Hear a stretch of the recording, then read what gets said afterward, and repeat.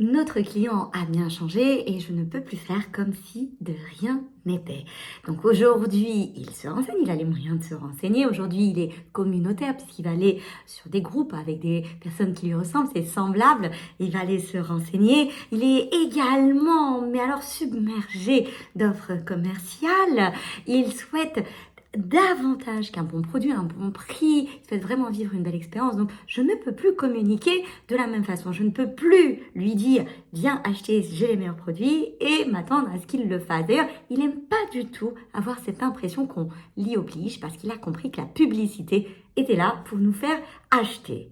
Les méthodes de communication doivent évoluer. Et voilà pourquoi le neuromarketing, cette approche marketing qui se base sur des évolutions, sur des études menées en neurosciences et en sciences cognitives, nous apporte des éléments de réponse par rapport à cela. Premier conseil que je vous donnerai, c'est d'éviter de lui donner cette impression que vous l'y obligez. Soyez davantage dans la persuasion. Laissez-le avoir cette impression que c'est lui qui décide pour lui-même.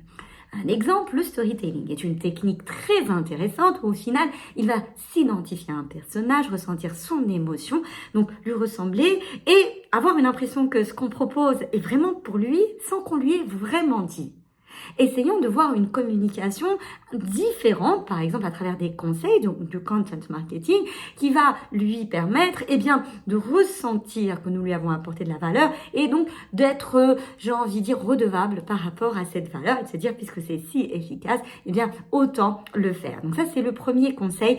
Soyez dans la persuasion et hésitez qu'il ait l'impression que vous vouliez lui faire acheter. Il est donc le maître de sa décision. Le deuxième conseil que je vous donne, c'est évidemment d'éviter de lui offrir trop d'informations. Là, la surabondance de l'information. En fait, il est sélectif dans l'information. Donc, plus vous saurez à quel moment être là, au bon moment, lui donner l'impression que tout le contenu est personnalisé, ça peut se faire grâce à la data, mieux on se porte. En plus, il est heureux parce qu'il sent qu'il est unique. Il a envie vraiment d'un traitement personnalisé. Évidemment, humainement, c'est difficile, d'où l'intérêt d'investir dans un CRM qui pourrait vous permettre d'être plus efficace.